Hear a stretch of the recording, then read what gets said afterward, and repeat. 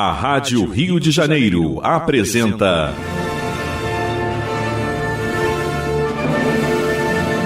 A Consolação de Jesus.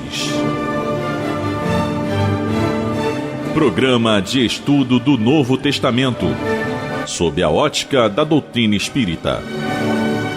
A apresentação: João Nogueira e convidados.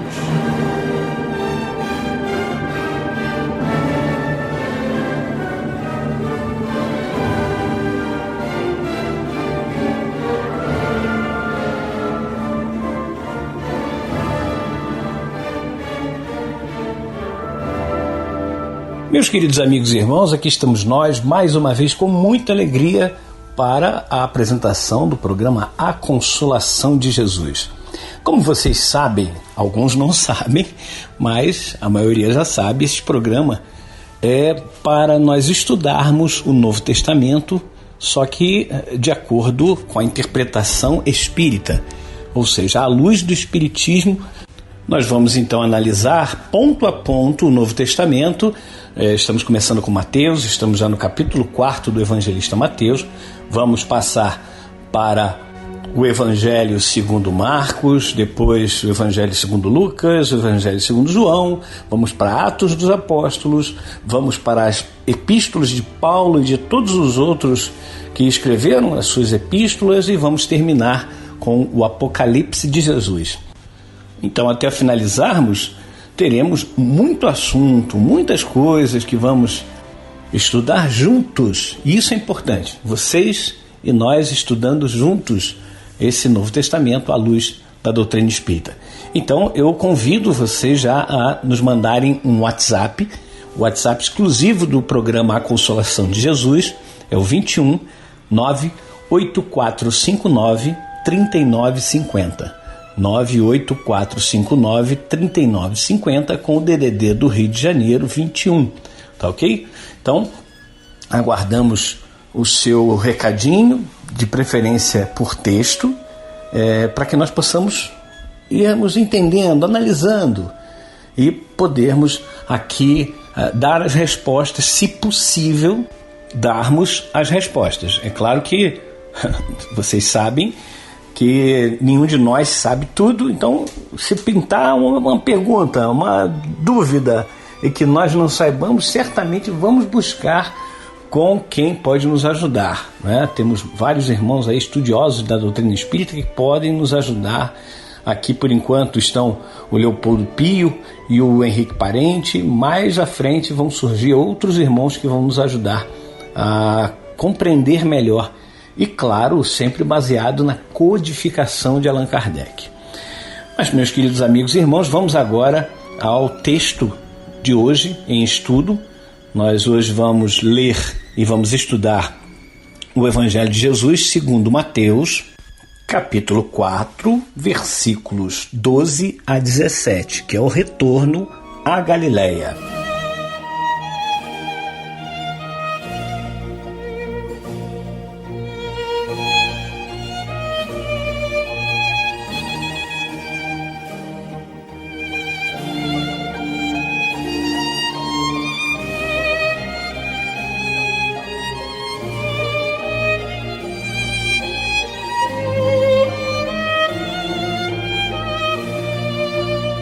Ao ouvir que João tinha sido preso, ele voltou para a Galileia e, deixando Názara, foi morar em Cafarnaum, à beira-mar, nos confins de Zabulon e Neftali, para que se cumprisse o que foi dito pelo profeta Isaías. Terra de Zabulon, terra de Neftali, caminho do mar, região além do Jordão, Galileia das nações. O povo que jazia nas trevas viu uma grande luz. Aos que jaziam na região sombria da morte, surgiu uma luz. A partir desse momento, começou Jesus a pregar e a dizer: arrependei-vos, porque está próximo o reino dos céus. É isso, meus queridos amigos e irmãos, aí está o trecho lido hoje. Para muitos vai parecer assim, algo apenas histórico, algo apenas informativo, mas existem coisas para nós estudarmos aí. E é por isso que hoje temos o nosso Leopoldo Pio, para que possa nos ajudar a compreender melhor isso.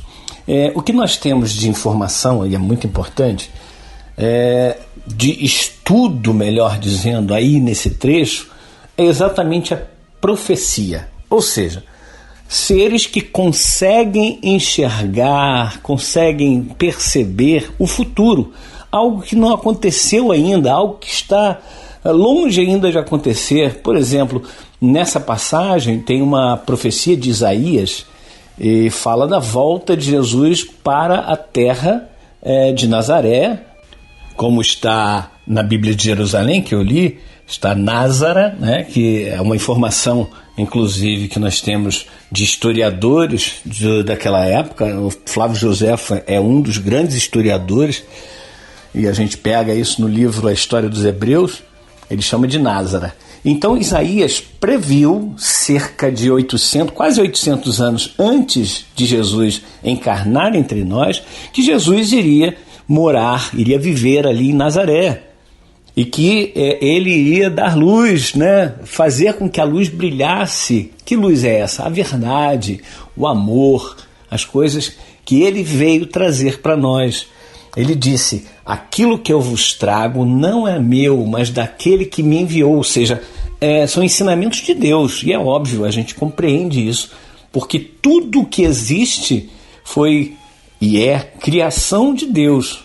Nada é criação dos seres humanos, nada é criação dos espíritos, mesmo chegados ao grau máximo de perfeição, que é o caso de Jesus, eles não criam efetivamente, nós não criamos efetivamente nada. Nós co-criamos, ou seja, precisamos das substâncias que Deus cria para que nós possamos fazer a nossa, entre aspas, criação.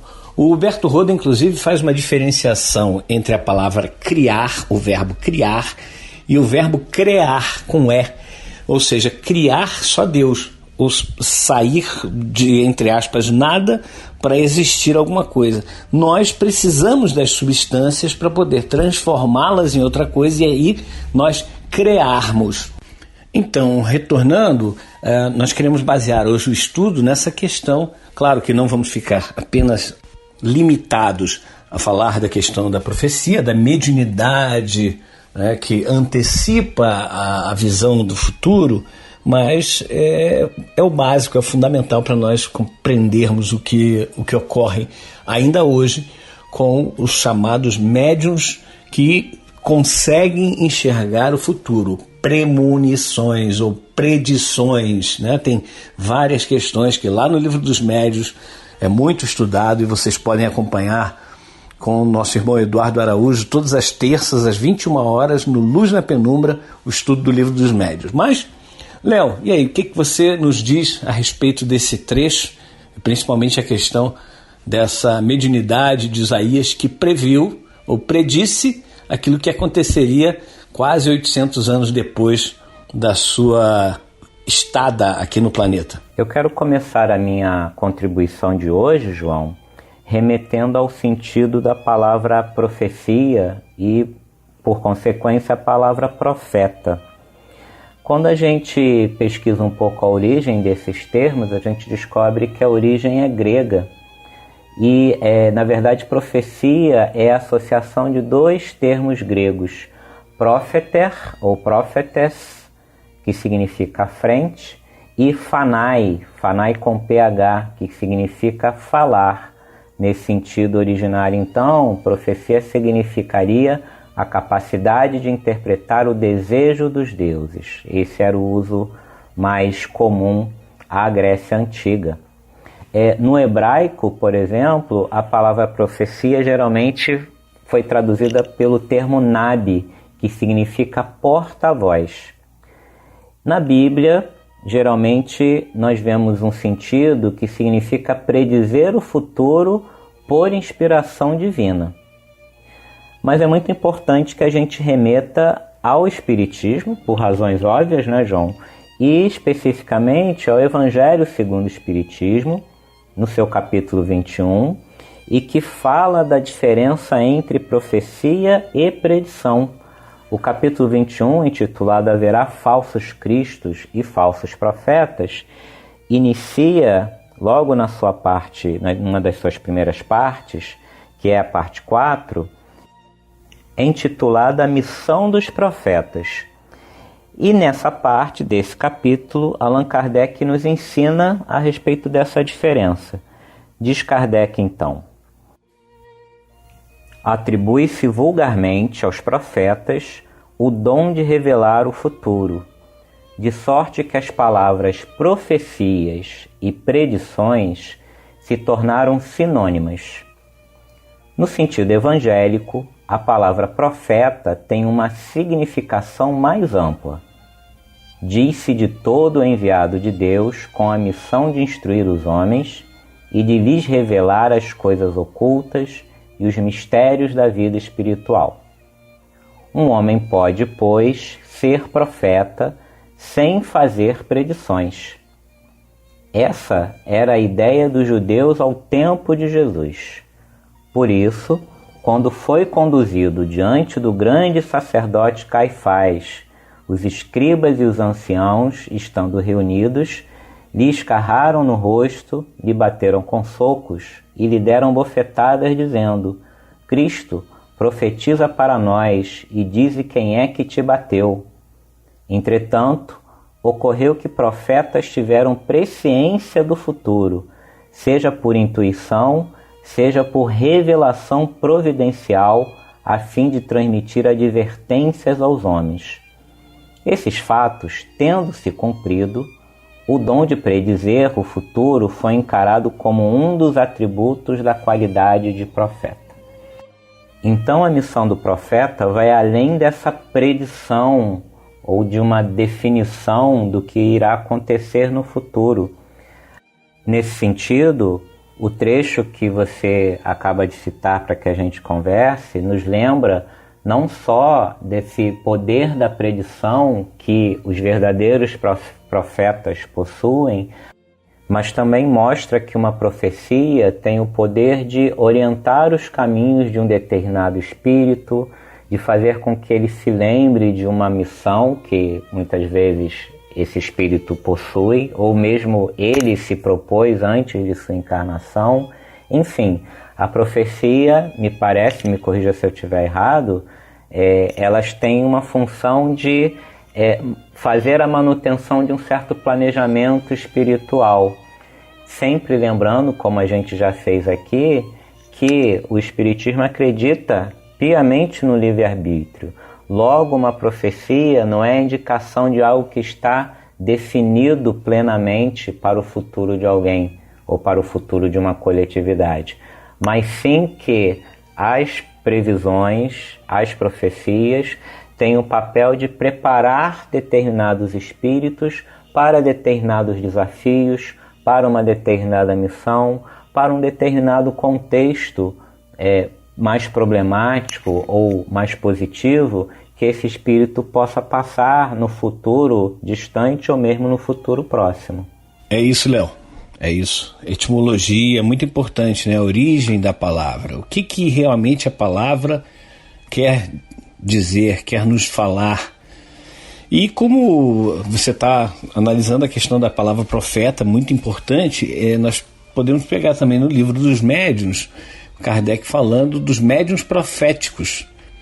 E diz o Kardec que é uma variedade de médiuns inspirados ou de pressentimento que recebem com a permissão de Deus e com maior precisão que os médiuns de pressentimento a revelação de ocorrências futuras de interesse geral que estão encarregados de transmitir aos outros para fins instrutivos. Olha como Kardec ele é muito cuidadoso.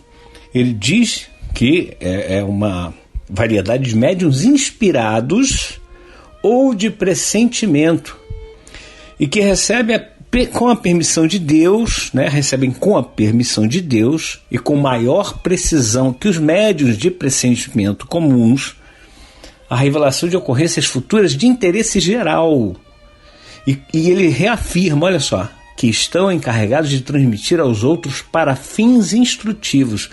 Se não fosse para interesse geral e com fins instrutivos, esses profetas da antiguidade, e até hoje mesmo existem alguns médiuns proféticos, como classifica aqui Kardec, que eles realmente só divulgam algo que seja de interesse geral, instrutivos, né?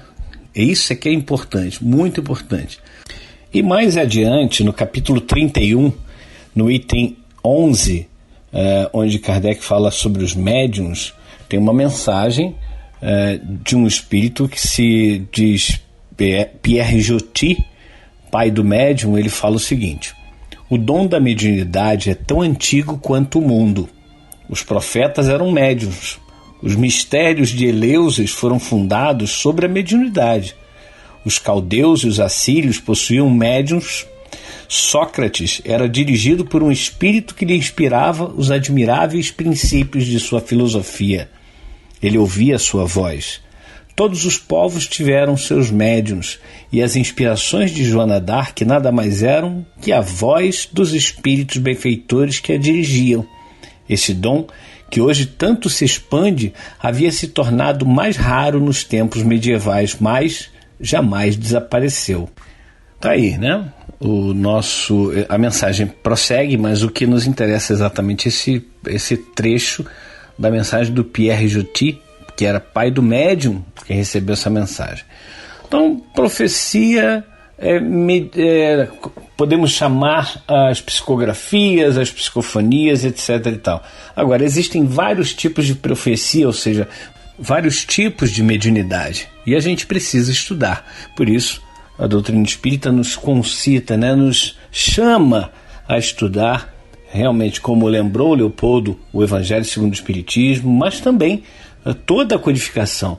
O que é o Espiritismo, o Livro dos Espíritos, o Livro dos Médiuns, o Evangelho segundo o Espiritismo, o Céu e o Inferno, a Gênese, obras póstumas e também Revista Espírita, todos os 12 anos da Revista Espírita.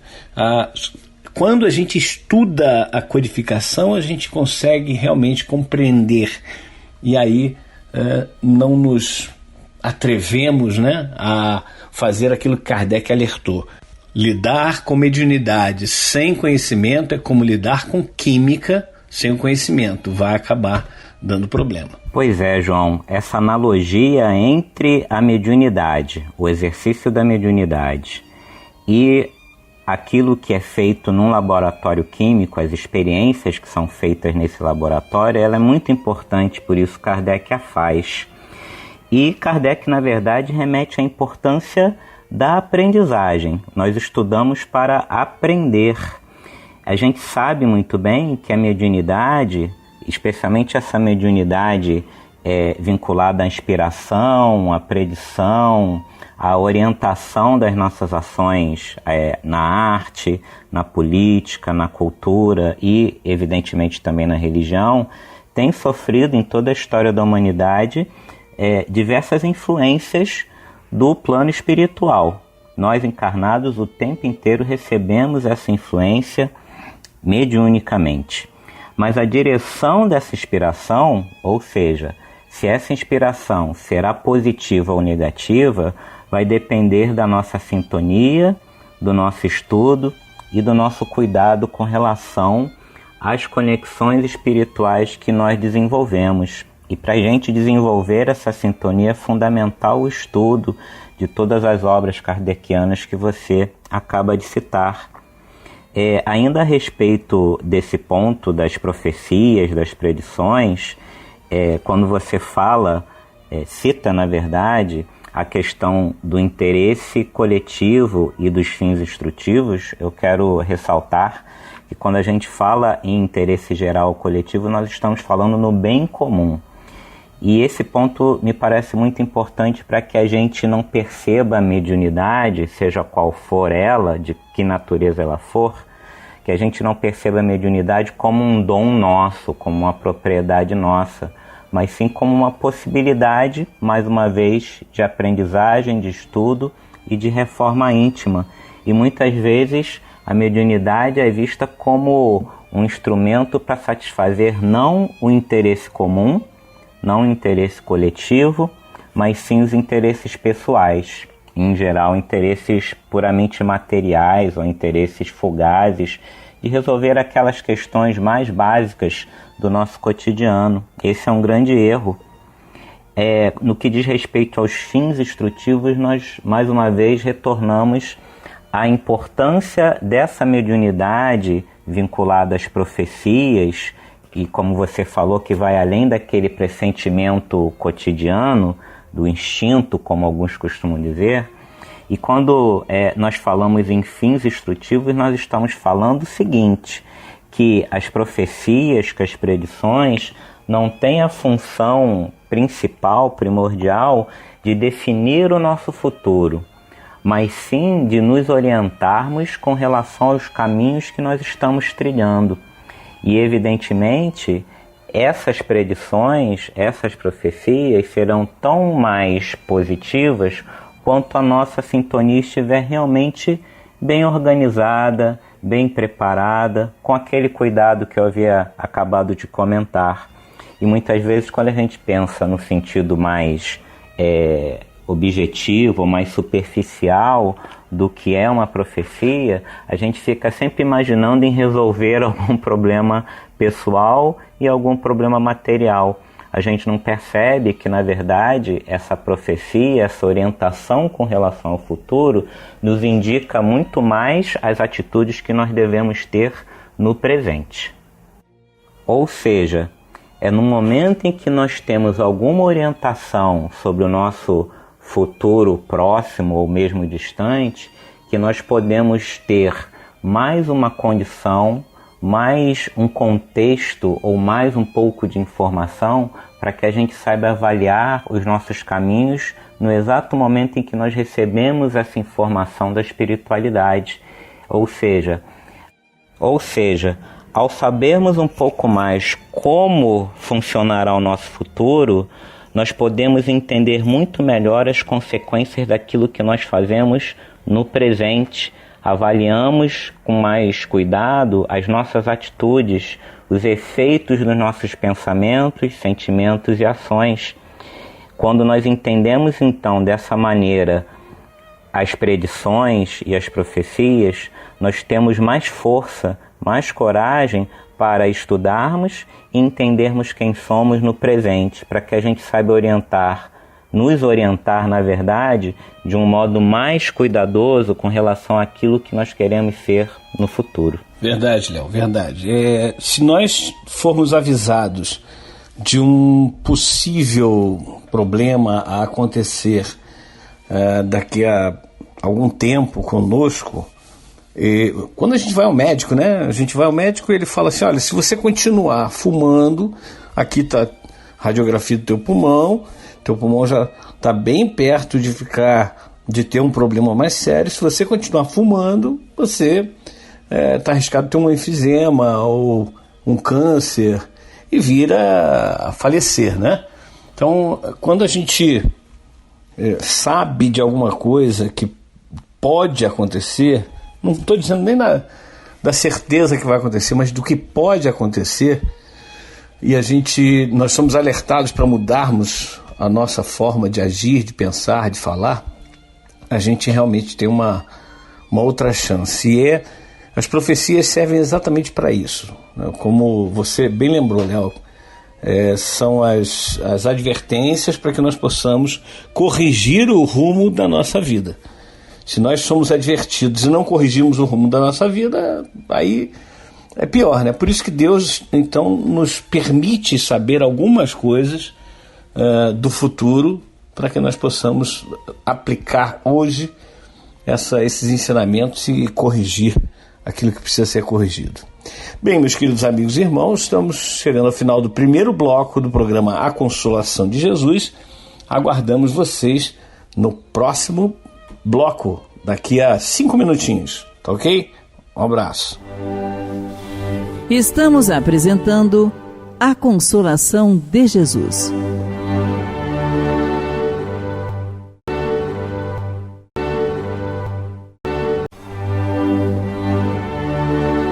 Voltamos a apresentar A Consolação de Jesus. Bem, meus queridos amigos e irmãos, estamos de volta com a segunda parte do programa A Consolação de Jesus, e nós estamos aí com a primeira parte, o nosso Leopoldo Pio nos ajudando a entender a questão do retorno à Galileia, que está no Evangelho de Jesus, segundo Mateus capítulo 4, versículos 12 e 17, e que tem aquele ponto que nós debatemos no primeiro bloco, que é da profecia, dos médiuns proféticos e da mediunidade de uma maneira geral. Se vocês quiserem e puderem acompanhar o estudo do livro dos médiuns, que é muito importante, basta vocês se conectarem pela internet ou pelo AM 1400 kHz, a nossa emissora da Fraternidade, Rádio Rio de Janeiro, todas as terças-feiras às 21 horas, no programa Luz na Penumbra, tem o estudo do Livro dos Médiuns com o nosso amigo e irmão Eduardo Araújo. Então, vocês estão convidados a participar desse estudo, que é fundamental para todos nós. Todos nós somos médiuns, né? Só que uns têm mediunidade ostensiva, que é aquela mediunidade em que conseguem captar realmente a imagem do Espírito, a voz do Espírito, a escrita do Espírito e por aí vai. E outros ficam só naquela sensação, né? Às vezes a gente está assim, do nada vem a lembrança de algum ente querido nosso. Isso também é mediunidade. Só que para a gente poder não se confundir, acabamos dizendo que é o sensitivo, né? Que é aquela pessoa sensitiva, que ela sente a presença dos desencarnados. Mas todos somos médiuns em maior ou menor grau. A verdade é essa. Por mais que possam se discutir, né? Mas como lembram sempre os espíritos superiores, a Kardec e a todos nós, é óbvio, entendei-vos. As palavras pouco importam. Se você usa uma palavra A para determinar, para designar algo, e o outro usa a palavra B, mas ambos se compreendem, está tudo certo. A linguagem universal das expressões corpóreas é algo fantástico. Por isso que muitas vezes nós falamos para as pessoas, olha, quando você for mandar uma mensagem, o ideal é que seja frente a frente, né? Pessoalmente, falar algo, principalmente aquelas passagens, aqueles pontos mais complexos, né? Quando você vai discutir um assunto importante, é bom ser presencial, apesar da pandemia, mas o melhor dos mundos é presencial. Porque além da fala, além da palavra que nós emitimos, tem também a expressão corporal, que essa diz muito. E essa é aquela expressão que nós, então, mandamos um recado para as pessoas. Por vezes, nós ligamos, por exemplo, para as pessoas. As pessoas não estão, a pessoa que vamos conversar não estão vendo a nossa expressão corporal. Então ela vai interpretar ali com uma perda, alguma perda. Aí você, ao invés de ligar, você manda um áudio pelo WhatsApp, por exemplo. Tem uma perda maior ainda, porque uma coisa é você estar conversando com a pessoa emite um pensamento, aí nós vamos e emitimos a resposta àquele pensamento. E outra coisa é quando nós conversamos por WhatsApp, ou seja, eu mando um áudio, a pessoa ouve, interpreta da forma dela, manda um outro áudio e nós interpretamos a nossa maneira. Pior ainda é quando é escrita. Aí a escrita, meus amigos e meus irmãos, nós confundimos muito. Eu me lembro de Carlos Drummond de Andrade, foi fazer uma prova naquela época de vestibular. Foi fazer por teste mesmo, por verificar, porque ele sabia que o texto que ia cair para interpretação e para fazer a redação era um texto dele, de Carlos Drummond de Andrade. Qual não foi a surpresa de Carlos Drummond de Andrade quando ele recebeu uma nota 5, ou algo em torno disso, pela interpretação que ele fez, pela redação que ele fez? Ou seja, será que Carlos Drummond de Andrade não sabia interpretar o próprio texto? É óbvio que sim, mas só que ele escreveu algo que alguém interpretou de forma diferente da dele. E tá tudo certo. É por isso que é muito complicado quando nós nos comunicamos por texto, porque aí não vai a emoção da pessoa, a expressão corpórea da pessoa. Imaginem, meus irmãos, na questão mediúnica. Muitas vezes nós vamos ali trabalhar como meros instrumentos e não percebemos ou não sentimos o sentimento do espírito que está se comunicando.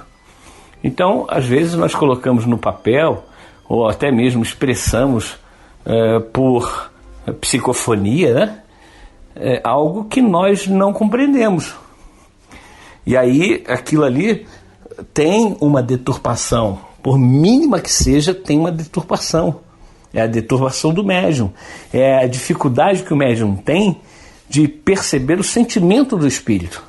Então o espírito tem um sentimento, ele vai transmitir um pensamento, e esse pensamento pode ser deturpado, e muitas vezes é deturpado pelo médium.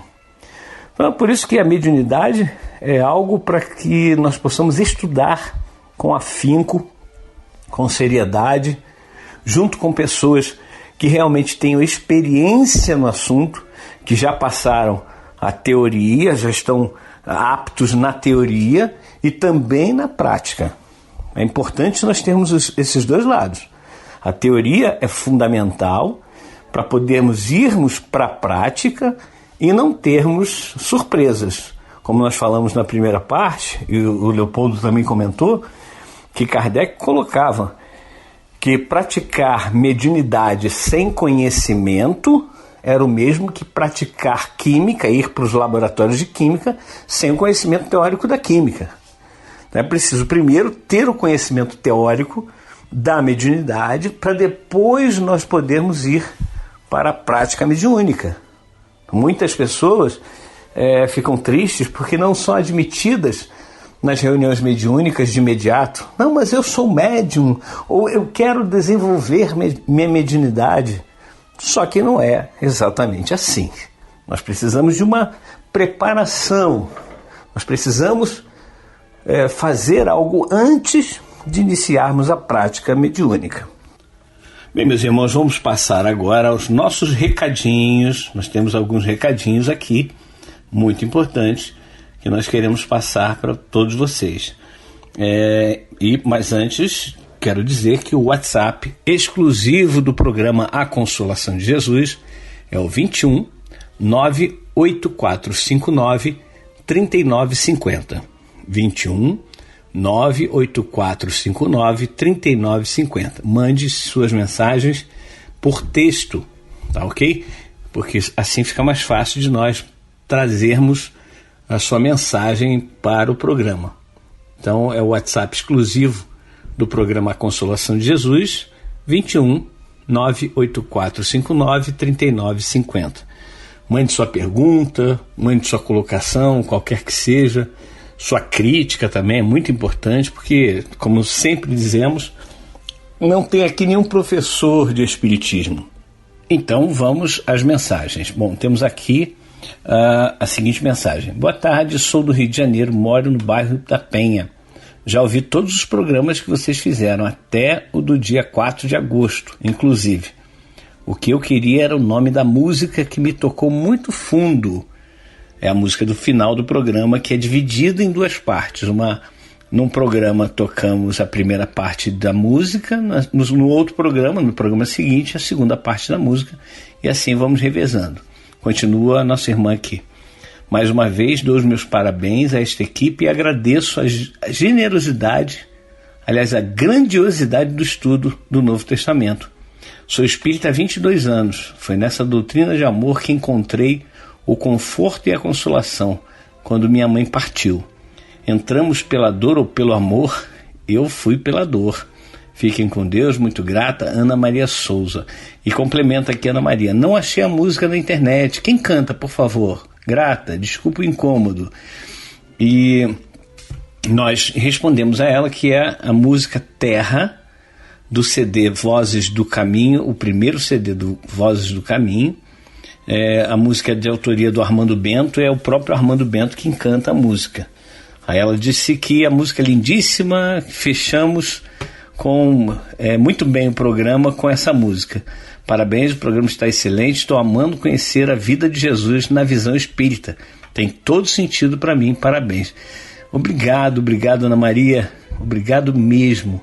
E é muito bom saber que você está acompanhando e que está gostando do programa, né? Isso é mais importante ainda.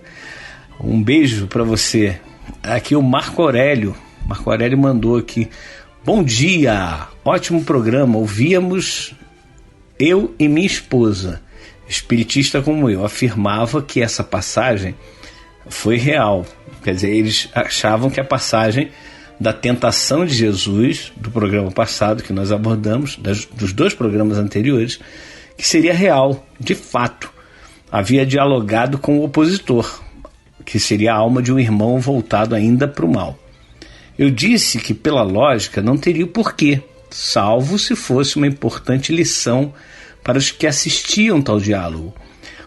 Mas como não havia ninguém encarnado no deserto, sem dúvida alguma se tratava de uma alegoria, uma parábola. E o palestrante muito bem nos mostrou isso, e melhor, citou a fonte. É isso aqui. A gente tenta, né, meu irmão Marco Aurélio, exatamente nos basear na codificação espírita. Se a gente não tiver base na codificação espírita, fica difícil de entender a Bíblia. Continua aqui nosso irmão: como é linda e consoladora essa doutrina de amor. Parabéns pela iniciativa desse programa e pelo tema. Sucesso e muita luz para vocês. Gratidão a todos dessa família Rádio Rio de Janeiro. Obrigado, meu irmão Marco Aurélio, e a sua esposa também. Muita paz e luz. E esperamos que vocês continuem gostando. Se não gostarem, por favor, nos digam. É importante nós termos a opinião de vocês. E lembrando, então, o nosso WhatsApp exclusivo do programa A Consolação de Jesus, que é o 98459-3950, DDD 21. 98459-3950. Cirlei Moraes, nosso irmão de São João de Meriti, diz assim: nunca aceitei que Jesus quebrasse as coisas no templo. Estou errado? Irmão, nós não vamos adiantar, né? Eu falei para você no WhatsApp que nós vamos abordar esse tema em breve. Ele está na sequência do estudo. Depois das bem-aventuranças, nós chegaremos lá nesse ponto. Mas Jesus, uma coisa importante, Jesus sempre quando ele ia lá e recriminava e advertia e até chamava a atenção das pessoas, ele fazia isso com amor. Isso é importante. Jesus chegou à plenitude do amor que nós, espíritos criados por Deus, podemos alcançar, a perfeição. Ele chegou lá, ou seja, ele tem o máximo de amor que nós, criaturas criadas por Deus, podemos alcançar. Então não dá para entender alguém que é puro amor agir com perversidade, com violência. Há aí muita interpretação errada. Mas, como eu disse, não vou adiantar aqui, né? Vamos aguardar esse ponto onde nós vamos abordar exatamente essa questão. Um abraço para você, meu irmão Cirlei. Aqui o Moisés Caetano.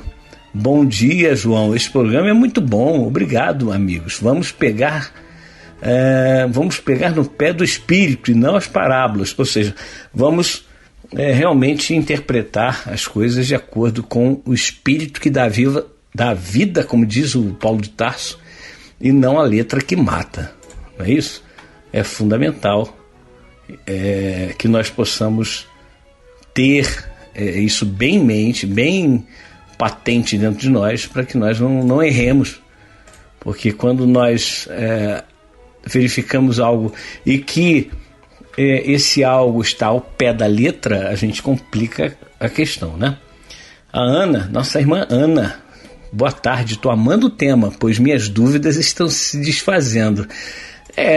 Conforme a gente vai estudando a doutrina espírita, essa doutrina consoladora, essa doutrina que nos fala a razão, ela não usa de subterfúgios, ela fala a razão.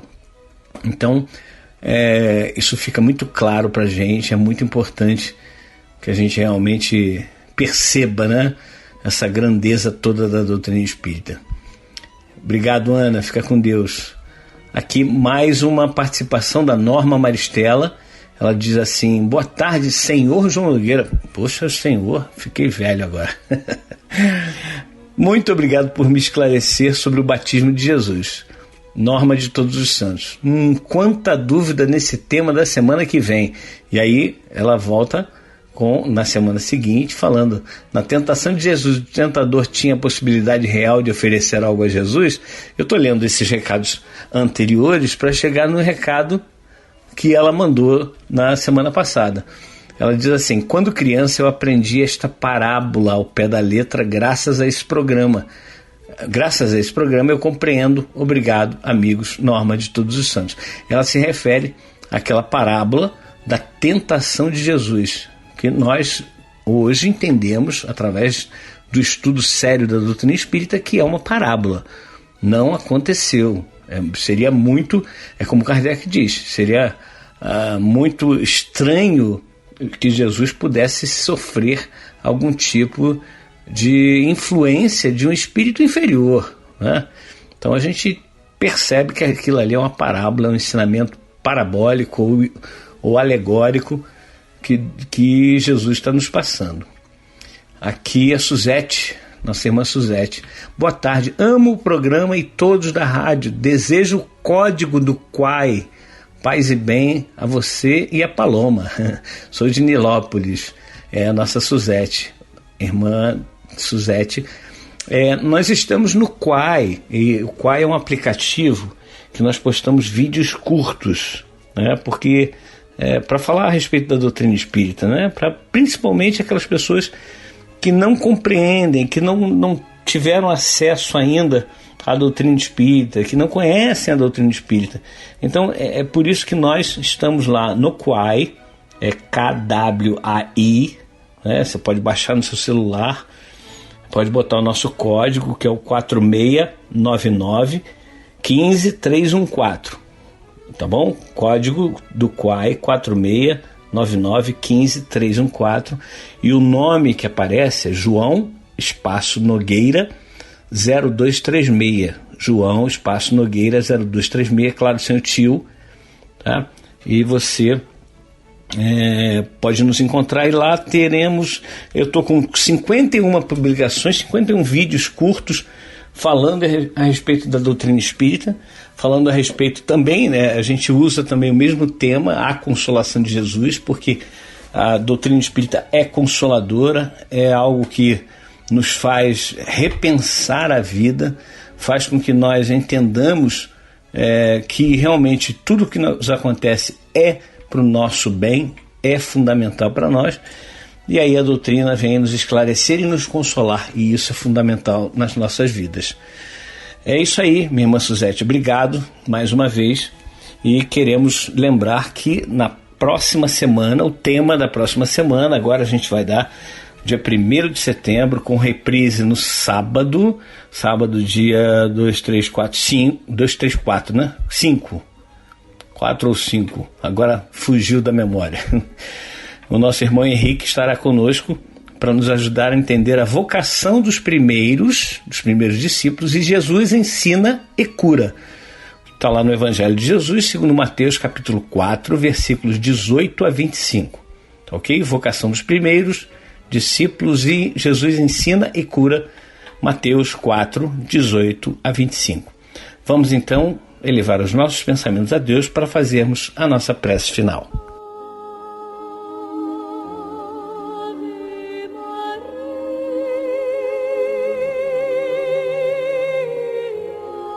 Querido Mestre Jesus, estamos no meio da tarde, Senhor, desta quarta-feira, onde muitos dos irmãos já passaram por momentos tormentosos, Outros estão contentes porque a vida lhes sorri. Mas infelizmente nós ainda estamos muito apegados à matéria. E essa matéria, Senhor, ela não é a verdade absoluta. Ela não é o ponto de partida da nossa vida, nem o ponto de chegada. Que nós, Senhor, possamos compreender a grandeza de sermos espíritos.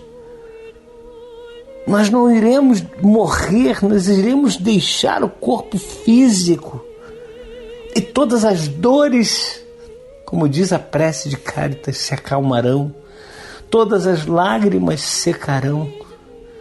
Nós não teremos mais a dor do corpo físico, a dor do câncer, a dor de um problema sério físico. Não, desaparecerá.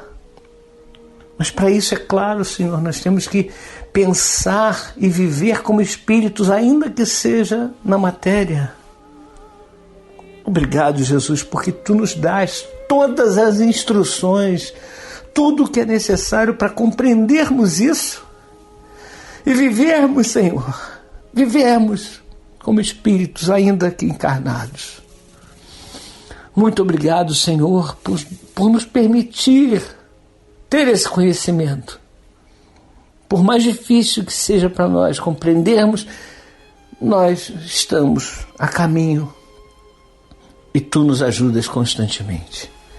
Que a Tua luz e a Tua paz seja com todos nós, Senhor, agora e para todos sempre. Que assim seja.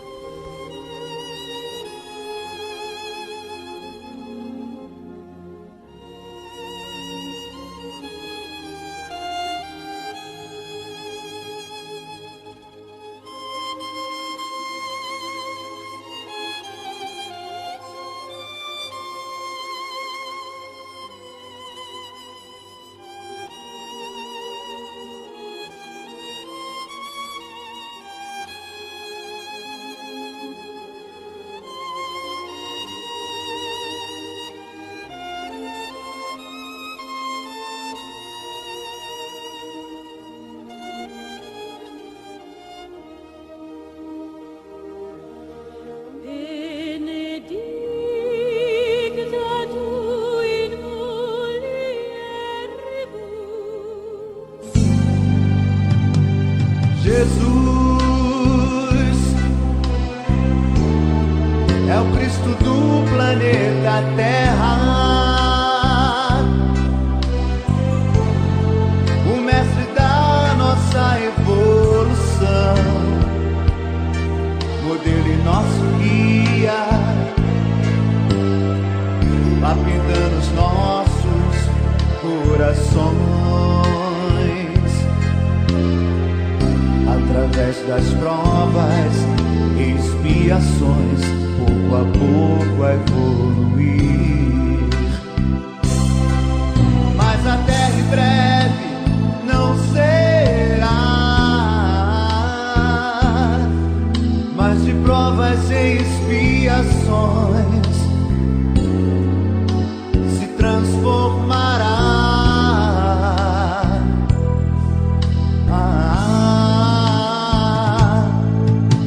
Aqui só poderá ficar o rebanho puro de Jesus, que entendeu e semeou o Evangelho e o amor do Cristo. E neste dia, tua vontade, Jesus, será vivida entre irmãos. Estejam eles onde estiver, quem compreendeu teu Evangelho herdará a tua paz aqui no teu planeta regenerado.